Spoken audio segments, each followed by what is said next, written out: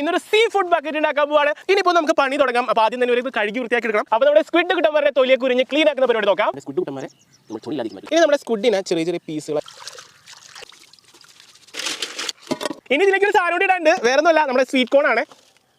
കുറച്ച് ഉപ്പ് വെതറി കൊടുക്കാട്ടാ, ഒന്ന് പുഴുങ്ങിയെടുക്കാനായിട്ട് വെച്ചേക്കാണ്. അങ്ങനെ കുറെ നേരത്തെ കുക്കിങ്ങിന് ശേഷം നമ്മൾ പാത്രം തുറന്നിട്ട് സവാളയും തക്കാളിയും പച്ചമുളകും അരിഞ്ഞെടുക്കാട്ടാ.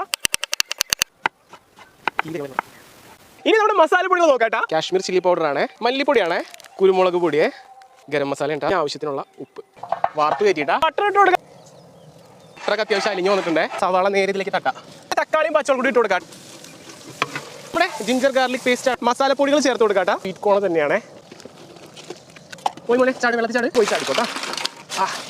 ഇത് കഴിഞ്ഞപ്പോൾ കുറച്ചേ ഉള്ളൂ. ഇനി ഇളക്കി യോജിപ്പിക്കലാണ്. ഇനി കഴിക്കാനുള്ള പരിപാടി നോക്കാം അല്ലേ. സ്വർഗം.